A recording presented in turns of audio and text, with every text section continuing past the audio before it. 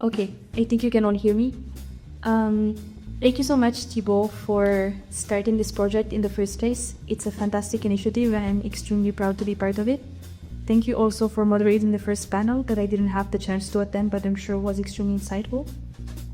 Now we are moving from the present to the future, and I think that the last question was a great segue into what we all wish computational antitrust will look like in the future. We have an all-star lineup that I don't think requires any introduction. Of course it deserves. So to save time, I'm going to just drop a first question to everyone, let them introduce themselves and talk a bit about how their work is relevant to computational antitrust, and then we'll take it from there. So why do we start with Florence, who's just here to my right? The question is actually exactly the question that Thibaut asked to his panelists to end. What do you think would be the tool you would want to develop if you had any resources possible? Okay, thank you. Should I introduce myself? Okay, so I'm Professor Flo at the University of Neuchâtel in Switzerland, and my specialties are private international law and digital law. So I'm not exactly an expert in antitrust law, but I have some ideas, so I want to share them with you. I'm also founded a center, a research center, which is called the Lex Tech Institute in Neuchâtel, and it's a center that makes research about law and technologies. So it's a very pluridisciplinary center. And I am also a director of a program for lawyers, which is called AI on Law, and it's a program that is made for lawyers so that they can acquire AI literacy. So it's a very new program, as you can imagine. So to answer your question, and it's a bit difficult for me to be the first one to speak because I have many experts next to me. So your question was what is the most radical? Any resources. Good. Okay. So maybe I'm going to tell some very general things. Okay. So I think we spoke a lot during the first corner about data, and I think the very important problem is data accessibility, of course, for authorities, and data accessibility is very important in terms of volume and quality. And in an extreme scenario, and I think it's your way of saying that in an extreme scenario, antitrust authorities would have unrestricted access to all relevant data. And this would encompass not only publicly available information, but also highly sensitive proprietary data, such as trade secrets, internal communications, and corporate economic strategies, which are typically protected to maintain competitive advantage. I think it would be the most extreme scenario. And of course, we have heard during the first panel that competition agencies would like to have access to all the data. So this would mean the scope of the data collection would not be limited to the company itself, but would extend to individuals subject to antitrust scrutiny, including top executives, mid-level managers, key shareholders, and other external business partners. So the effectiveness of computational analysis in antitrust is without any doubt intrinsically linked to the breadth and granularity of the underlying data. So obviously this approach is extremely intrusive. It would likely be deemed disproportionate under conventional legal standards. It would raise significant concerns about privacy, corporate confidentiality, cybersecurity, and fundamental rights. However, there could be a solution. I've heard some things about privacy-enhancing technologies, which are called PETs. And these technologies could mitigate some of these risks by enabling secure and anonymized processing of sensitive data.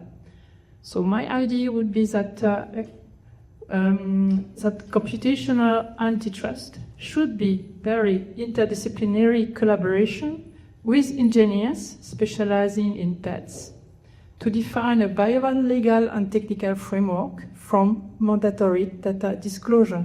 And I think it's very important that we can protect personal data. Thank you. Thank you. Hi, I'm Harry Borovick. I'm General Counsel and AI Governance Officer at Luminance. Luminance is one of the oldest proprietary large language models, one of the oldest legal technology companies, and pioneering dual linguistic processing and machine learning, typically in the legal space.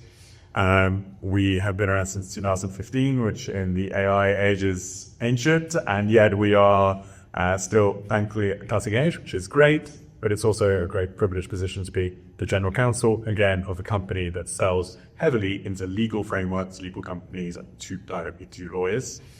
The nuance of that relationship is complicated because you have to balance what is needed by a market who doesn't necessarily know what they need, and then convincing them of value in a way that differs from how they've always done what they've always done. And lawyers have the great benefit of great intellect across the profession, I'm going to say. But the downside of that is lawyers believe they have a great intellect. And that leads us to the false perception that, and there's a phrase I like a lot, which is, for much of the public in the interest of access to justice, often good enough is good enough. And we tend to have an overrated image of where good enough by an legal practitioner providing legal advice, whether internally or externally, is. Now, if I could have any technology, no matter what's the budget, whatever the constraints are, in my time sort of outside of Luminance but connected to Luminance, I lecture at King's College in London and Queen Mary University in London. But also I've written a book about the practical uses of AI safely for non-lawyers.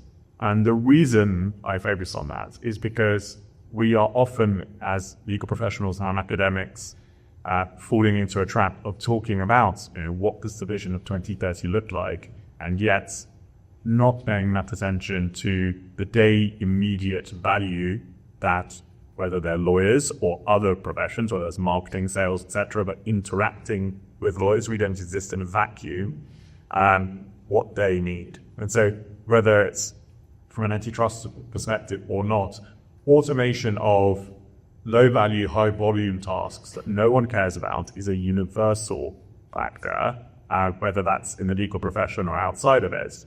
But the risks of automating more complex and higher-value tasks creates legal challenges, even if the actual tasks are outside the legal space per se.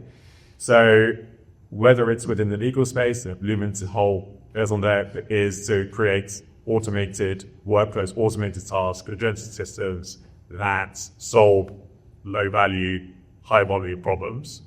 But it doesn't really matter what it's at. Even being the antitrust framework, the ability for international regulators, and it's CNA in the UK, with whoever internationally, to share well-gathered but also well-curated data in an effective way that is most ordinarily usable by a non-tech-savvy user should be the goal of great technology, in my view.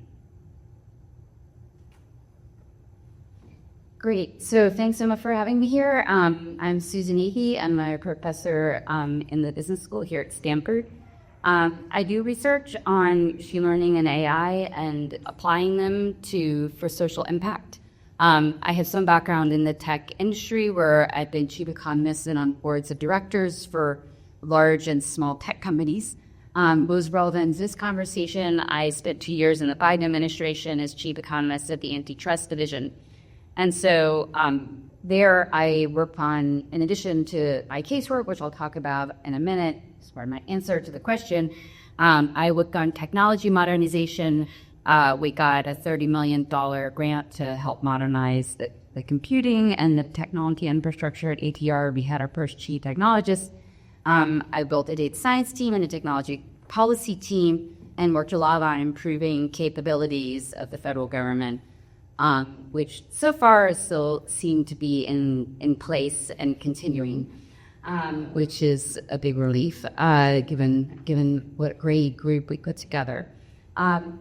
So I wanted to talk a little bit about tools relevant to that specific experience, in addition to writing new merger guidelines and what the thing that I just talked about. We had a very active, probably maybe like 5 to 10x more active litigation and investigation program than had been in the past, because we had a bunch of big major investigations into tech prints going in parallel, multiple litigations, the first conduct cases going to trial since the Microsoft gate. So we were very busy. But still had pretty much the same number of people. So how tools could be used, well, we were trying to get a lot more efficiency. So let me talk about, this is related to what Paul has said as well, what were some of the bottlenecks for us in terms of our work? Well, first of all, 3,000 mergers come in, they're reported each year, roughly up and down. They all need to be processed and looked at. So again, that early triage is very labor intensive. Second, when we would do a second request, and that's a couple dozen cases a year where we were going more deeply, you do a civil investigative demand to the companies, and there's a huge amount of time and actually very highly skilled work in getting data requests from companies. So you have to have the companies describe their databases, and you have numerous phone calls, Zoom meeting between the staff and the companies to understand what data they have and how it requested, and then you have to write the request really carefully. But although every single company, there's a unique soapplake, but yet there's patterns across those things. And so you could easily imagine AI tools that would just sort of describe without as much work on either side, what data is there, how it's being used. And in general, companies don't really document stuff that they're not doing in their regular course of business. The use case for an antitrust investigation is different in their regular course, so it's actually kind of hard for them to understand what we're asking for and to produce it and know what they keep this sort of thing, so they often want to go back in time. So I think you would just speed that up dramatically with an AI tool that would sort of describe the data that's there.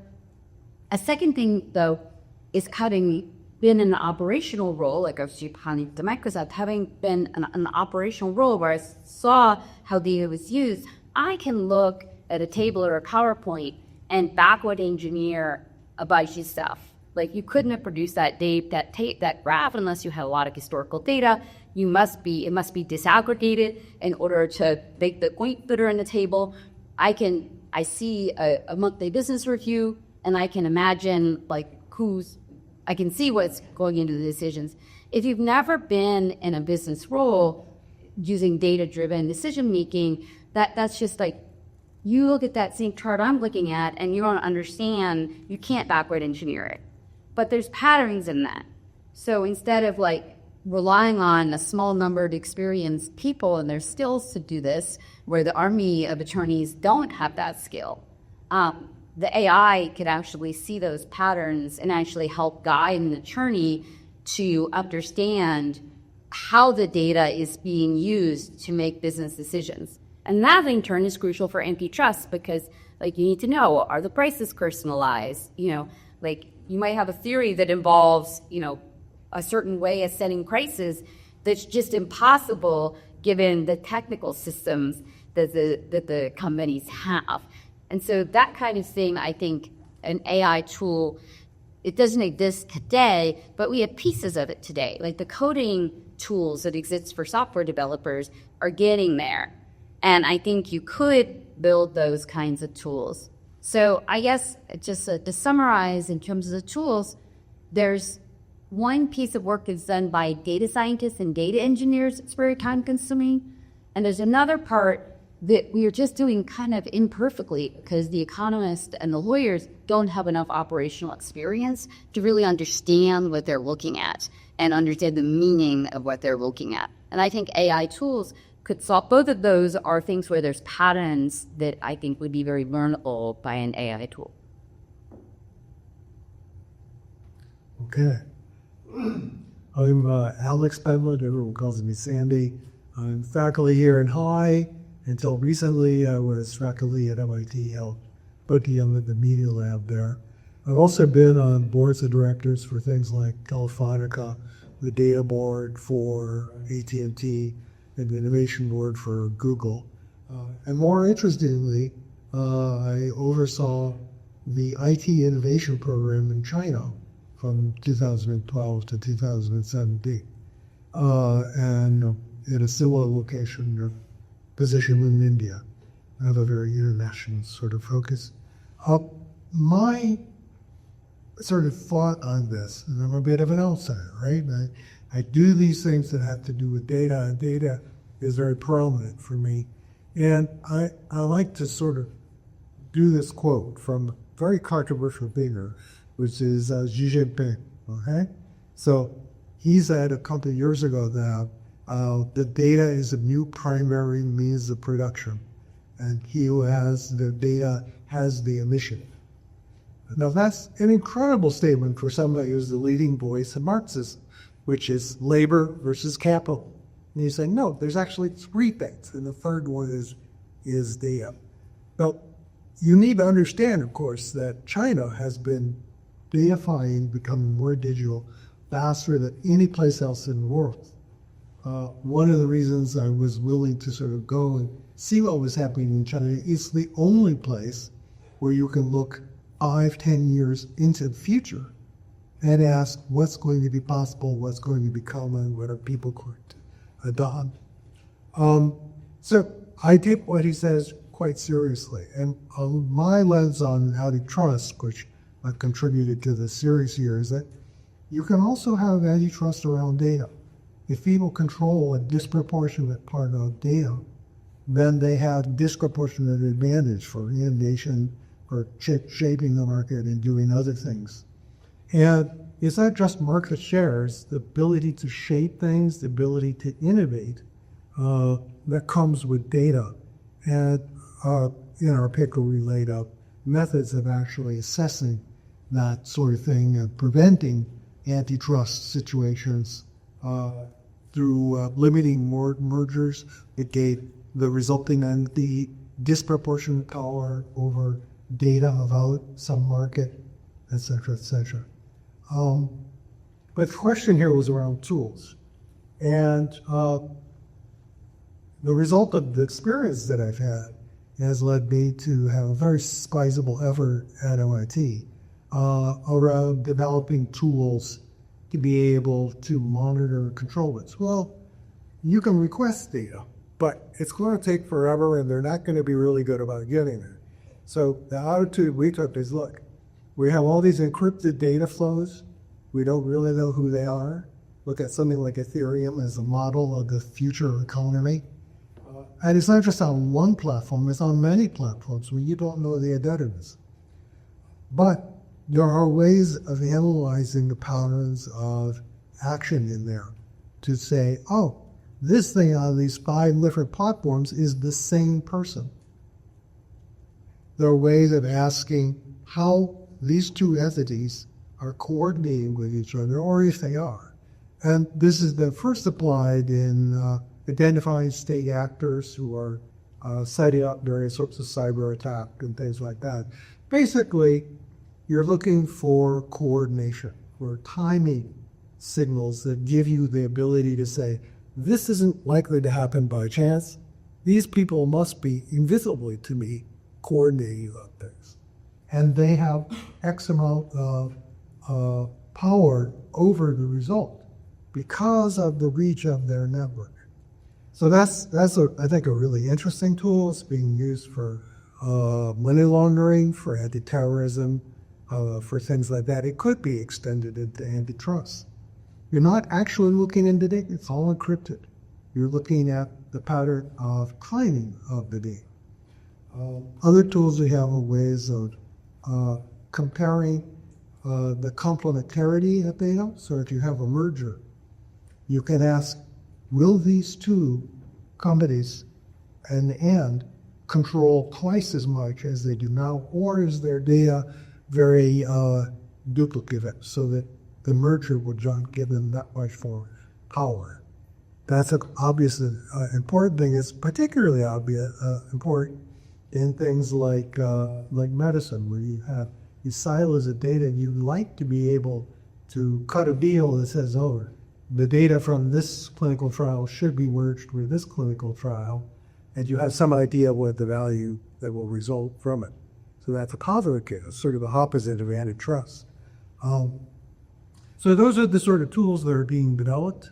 I think that they're sort of a radical reset of what you could do automatically, continuously.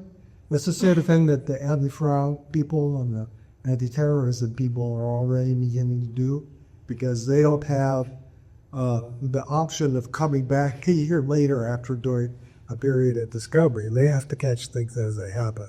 So that means a continuous monitoring of some of these effects. Thanks a lot, Sandy, for ending on a radical note. I love that. I also want to say that on top of being thought leaders, our panelists are also surprisingly well behaved. Everybody was right on time. Nobody had to be told to further the remarks. So well done there.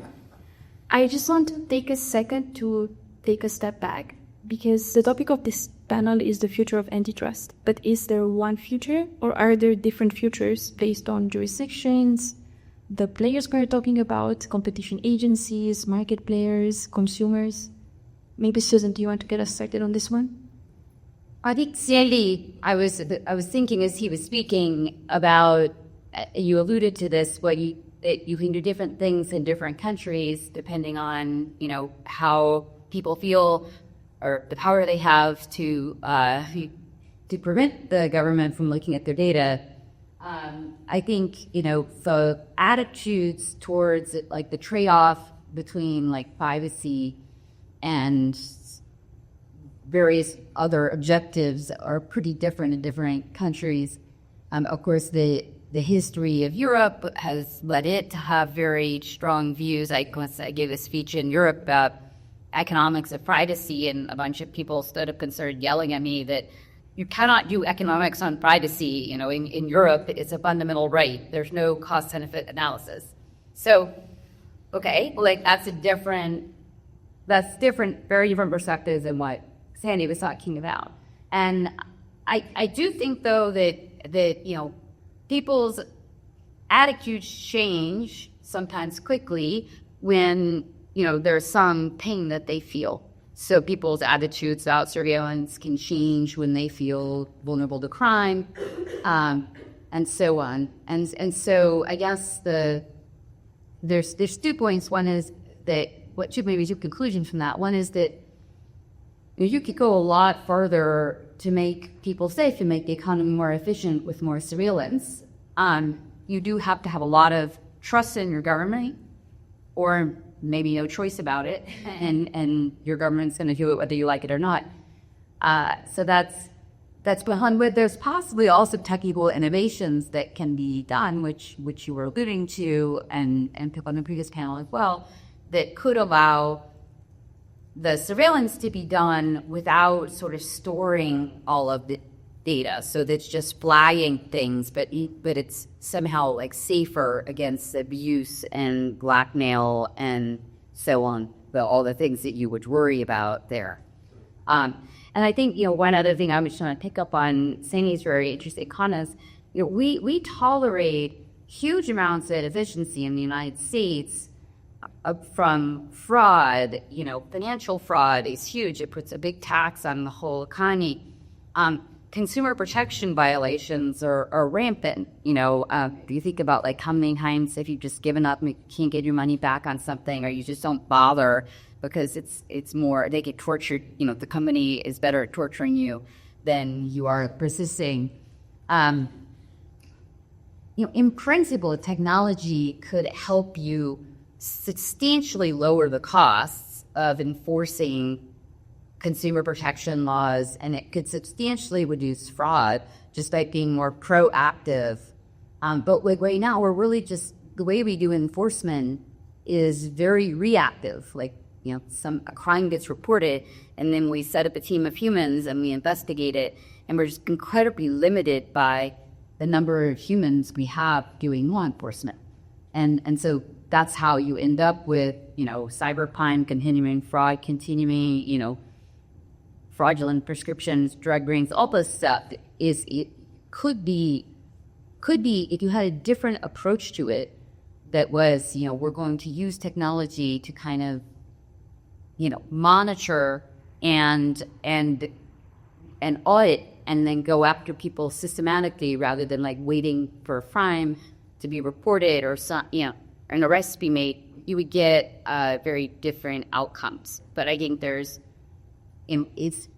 I don't know how to predict the relative changes in the public desire for this. Like, they're going to be hurt more and more, and they're going to be angry about it, but they're also going to see governments doing things that cause them to not want government to have more surveillance power, and they're going to fight against it. And there's a bit of a battle between these two competing forces, which will both, I think, the anger or the fear, which drives a lot of political behavior, is going to grow in both directions. And so it's a little hard to predict which one will win. Can I have one more thing, Glenn? So I wanted to reemphasize that I'm not talking about surveillance the way you think about it, period. It's all encrypted data. This is like a denial of service attack. Suddenly there's 1,000 people trying to get into this website. I don't know who they are, but that's not normal, right? So you take it down, like clear everybody out. You don't know who they are, but you know something bad happened and you intervene. And so it's taking that sort of principle of finding patterns that just can't happen normally and trying to have ways to reset things.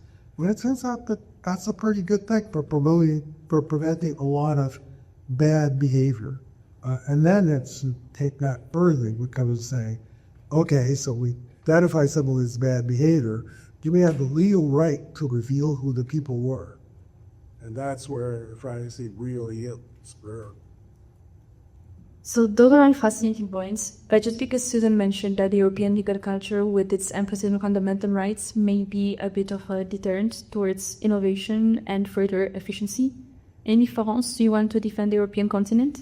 You're not obliged to, but... No, by the way, it wasn't a criticism, it was just observation. Yes, absolutely. Although I do think you should be able to do cost-benefit analysis. Of everything. Even on rights. Well... Start with the middle, yeah. Okay, yeah. It's different approaches.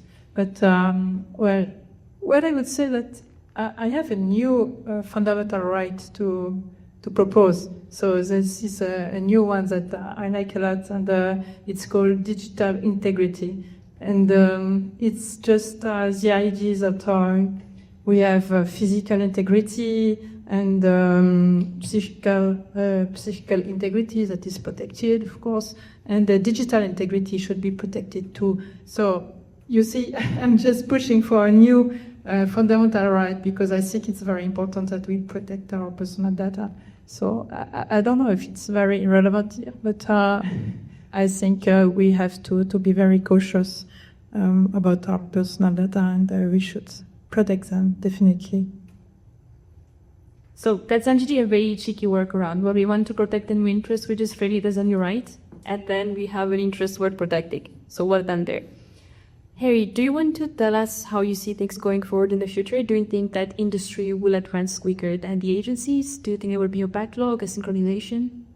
So when I was listening to Sandy, that one of the interesting things is we're talking a lot about sort of structural level at the governmental level, whereas unsurprisingly, we see industry typically moving faster than government. There's all kinds of reasons why that is, but primarily businesses have a form of sort of benevolent dictatorship in a way that few countries do. I mean, you can look at even countries like Singapore that had great benefits in many ways, not perfect in their evolution in many ways, but net benefit to a great economy.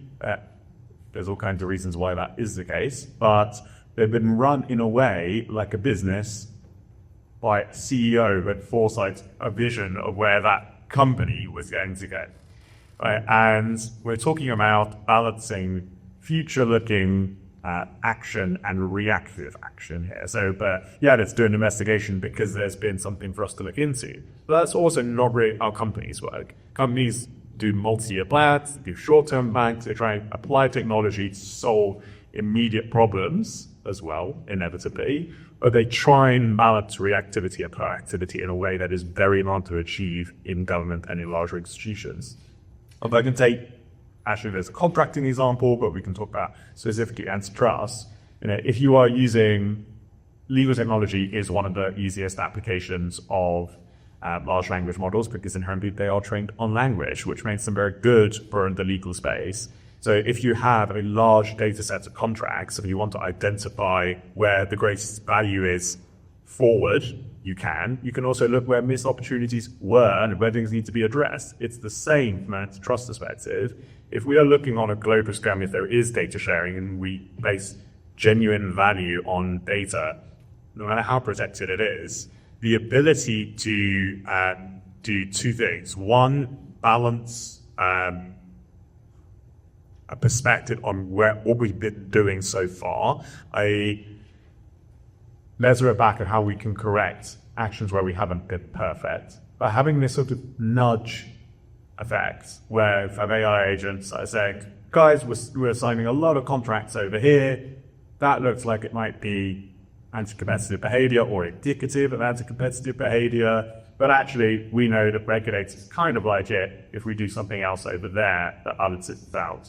You've actually taken an internal initiative that has proactively reduced anti-competitive behavior, has pleased your regulator, and has sort of nipped a problem in the bud. So in the same way that businesses try and resolve problems they have, but are always looking for tools and solutions that prevent problems arising in the first place, that is something that at the moment is very, very untapped in the AI space. That's one of the great progression in the last sort of 24 months in consumer AI agents, but is the ability to connect thought to action and multiple actions to each other. So it doesn't just need to be that a human in the loop over here has identified through the use of an AI tool that there is a problem. Many of the steps that prevent the problem arising or manifesting to a more serious extent are already taken care of preemptively. And that's where I see the technology going. It doesn't matter if it's the contracting space, in the litigious space, whatever it is.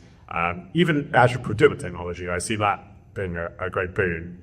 One of the previous discussions on an earlier panel was about standardizing essentially RFPs for public procurement, and then looking at how that balances out with anti-competitive behavior. Well, most companies operate on a standardized RFP process. They compare vendors objectively using standardized data points. That is something that comes from industry, not government. The ability of government, and it is a complexity in the US because you had 50 states do things 50 different ways, but the application of that at scale makes it far more powerful. I very much like the idea you mentioned of companies sort of doing antitrust themselves in-house. And I'm going to push you a bit further on that a bit later, time permitting. But before getting there, I want to ask perhaps the question, which is, how do you think computational tools would reshape substantive antitrust rules in the future? And maybe let's start from my right. Florence? Yes, thank you very much. And it's very interesting what you just said about AI agents, because the use of AI tools will require definitely to reshape substantive antitrust law in the future. Well, for example, AI could detect algorithmic tacit collusion. I'm not sure if it does exist, algorithmic tacit collusion, but it could be a very interesting concept because AI agent could detect that in real time. We can imagine that. So it will challenge traditional notions of intent and agreement in competition law, and it will change the boundaries between unilateral and coordinated behavior because we have these AI agents that are interacting together. So maybe the very notion of unlawful anti-competitive practice should also be reconsidered to account for situations in which an artificial agent or AI agent is a party to the agreement. It could be a party to the agreement either by proposing the agreement or maybe by expressing its intent to conclude an agreement.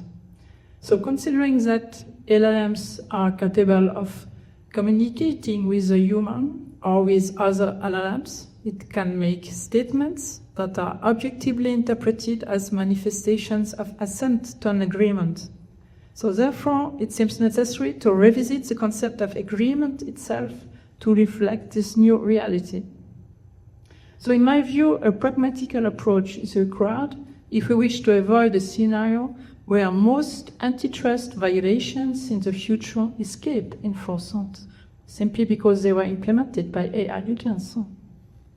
So at this context, it may be worth recalling that in this context, the law already recognizes legal effects for transactions conducted by electronic agents without human intervention. So it is the case, for example, under the 1996 Institutional Model Law on Electronic Commerce, and also the US Uniform Electronic Transaction Act. So thus it would be not so revolutionary to consider that under certain conditions, an AI agent could agree to unlawful and anti-competitive practice. But also, of course, it's just an idea that I have, and maybe we could talk about it if any ideas to share. So you mentioned that there are many gaps in existing legislation compared to how the market looks like that we'll have to fill in the future. Maybe at the other leg of the table, Sandy, do you have any ideas on how the rules will change as new tools are developed? Well, the comments you make remind me of what's happening in the next room. Next room is about AI agents, and particularly heterogeneous sets of agents, because that's what you're going to see. You're going to see all these processes, agents from all these different companies. And how do you know when they're going to go wrong? How do you know where the liability is? How do you know where that harm is? How can you prevent that from happening? And I think that's sort of the world that we're moving towards. Very quickly, it's manually. And we don't have legal structures to assign liability or fault or even like to detect some of these things. So I think people will begin to develop those things. So there's a feeling among many people that I talk to, it's not a representative sample, that auditing is an incredibly important new technology that needs to be out there so that you can do real-time audit and exception detection, all right, so that you don't have to, so it can't get buried by all the other things going on, and so that you don't have to come back years later and try and reconstruct it. And some of the things I talk to are that exception detections. Well, wait, that's unusual. I don't know if he's good or bad, but it's unusual enough that a human ought to look at it. And getting that right together with this audit strikes me as an important new step that we need to be fairly quick about. Yes, so Susan, you started us by telling about the tools that you wished existed when you were in government. Were there situations where you wanted the law to look different? Well, I think the algorithmic collusion question is a really big one, and we, did a lot of speeches while I was in office that were, trying to make sure that people understood that if an algorithm does it and you adopted the algorithm, it's just as bad as if the people did it. But I'm a little bit pessimistic, actually. So we actually had a couple of investigations that involved algorithms and information sharing, some things that are still ongoing. But I would say, like, the first round of this, the firms are a little sloppy. So, they're not, maybe they weren't really thinking about antitrust enforcement. And so they're leaving a lot of kind of breadcrumbs about what they're doing and why.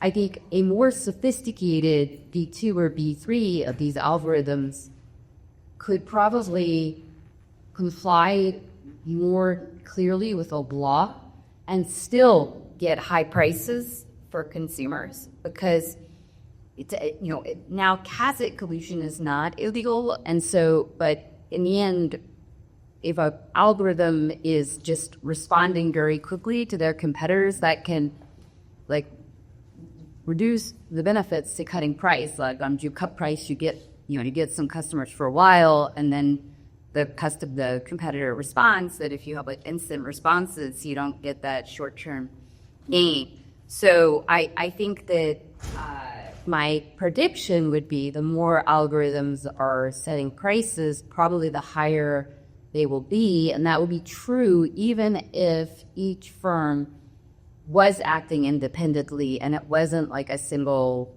service provider coordinating and the software wasn't really designed to collude. And if that's the case, if my hypothesis is correct, which is like partly informed by economic theories and institutional knowledge, then, we can't tell people not to optimize. We can't tell people not to use software to optimize. And we can't really tell people not to respond to their competitors' price cuts. So, how do we not get stuck with high prices? And I think there's not an easy answer, I believe, to that question. So in the short term, yeah, we can enforce and we'll catch people and we'll prosecute them. But in the longer term, when people get smarter about enforcement, we may need different kinds of regulations. And I think I haven't figured out a way not to make them a little more outcomes focused. Like regulating the inputs is probably not going to be enough, but it might be that, certain types of software, if they lead to high prices, there might have to be some kind of different type of intervention or slowing things down. And just by a way of analogy, one of my former students, Eric Budish, has worked a lot on financial market trading, and he's advocated for like batch auctions so that you don't have an arms race for like the fastest pipe to the New York Stock Exchange or whatever, because people are like trading in the tiny fraction of a second and spend billions of dollars to get like a tiny boot event. So it's just incredibly inefficient waste of resources. So he's advocated for like batch auctions to slow things down, which is kind of an out of the box solution rather than saying you can't build like fiber optic cables. Instead, you slow things down. So I don't know what the analog of that is here, but I think we might need some out of the box ideas to ultimately tramp down on passive collusion enabled by algorithms. Can I add a real quick thing? So 30 seconds max. If you want to stay, we'll be hate. Yeah. So I was part of the T7, which is the technical part of the G7 meeting, and this was an issue of real concern there. The best ideas I heard, other than sort of technology go out and fight things, is the notion of cooperatives. So the notion that consumers will band together and use the power of their purchasing to be able to balance powers of the companies. Obviously, that's our promise. But there may be also that these AI things make it easier for consumers to do. So this brings us to Harry with the industry perspective. But because we're slowly running out of time, I'm also going to shoot the last question so that you can answer both at the same time, which is, in 30 seconds, a very concrete prediction for how you think computational antitrust will look like in 2030. So, I write it before I do any discussion like this. When I think of artificial intelligence broadly, I think it's an increasingly accurate capability of reading human signals, applying context, and providing outcomes. And it gets better and better at reading the signals and providing outcomes. Now, signaling is also a big term in competition law, and I think at the most macro level, whether it's the agentic AI systems working for companies, or the systems working for regulators, watchdogs, or even consumers to protect them, the systems will get better at signaling, better at reading each other's signals, and better at, hopefully, striking a balance between each other that leads to a competitive market. And I am actually optimistic about that, whilst also having a fair ability for companies to optimize their processes. I think it's inevitable. Susan? I guess out of all the algorithm talk, I think the human is absolutely still in the loop. And there's, like, if I think about the investigations we did, like, you know, the Ticketmaster, for example, or, you know, how, like, there's no pattern recognition that's, like, telling you how to bring those complicated cases with, like, 7 different products and different entities and, you know, bargaining relationships between them. So I think that we will, as discussed the previous panel, we will have a lot more and much higher quality automation of the routine work and pattern recognition to understand what's in documents and did you better writing. Right now, there's no AI tool that does high quality writing. Good enough, like, for technical work, and it would be great if we had that too. But the human part of it is still going to be huge. Sandy? I'd agree with what she says. I put a fair amount of emphasis on there's a lot of market incentive for other firms to build safety software, things that prevent you from running off the rails. So as things become more automatic like that, those breadcrumbs that they leave behind will be analyzed more and more. And you see that in places like, for instance, what MasterCard and Visa are doing. You know, they're now using big models to be able to detect fraud and optimize various things. Yeah, that's the future. Fantastic. So if you want to hear my prediction, I totally agree with Sandy. I think we'll see a lot of antitrust compliance being done in-house by the companies themselves, which will end up freeing up a lot of space for the agencies to do more substantive, meaningful work. Thibault, do you want to come here on stage and do the concluding remarks together? Yes. So I have started the concluding remarks, and then Thibault is going to conclude the concluding remarks. I just want to say once again that this project is very dear to me. I've been part of it since the beginning, and it's been fantastic to see how much it grew from just a bunch of competition authorities to more than 70, I think we have right now. 75. Also, it's fantastic that for our 4th annual conference, we managed to do it here on the Stanford campus where it all started. It's a very special moment. I just want to say that if all stay tuned to the amazing work we do in this space, we have lots of publications coming up. We also have our annual report coming up soon, and most likely presented at the OECD. I just want to end by saying that I think that due to the work that Thibault and our team has been doing recently, it's impossible to talk about antitrust today without talking about computational antitrust. So congratulations, Thibault, and thanks to the team for all the efforts they've been doing since day one. All right. And still on the philosophical notes, right? That's what you expect from a professor of the law. I will talk Latin, although I could. I cannot.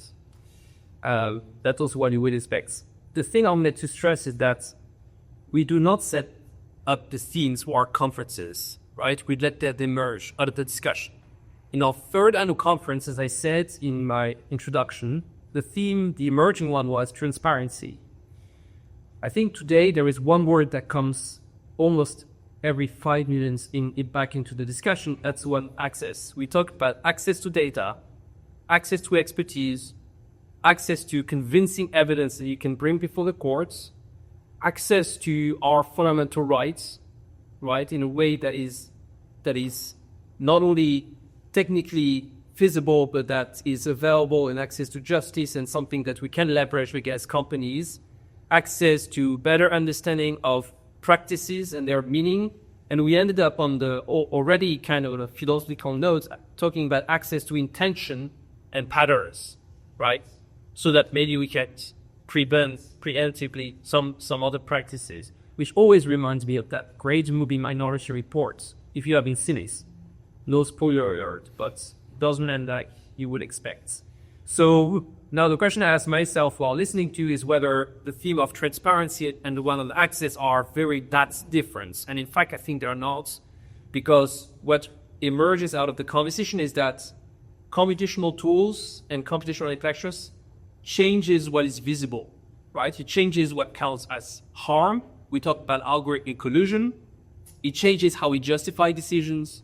It changes the nature of legal reasoning. It changes how they cooperate and the interdisciplinarity of the fields. It shifts also distribution of power.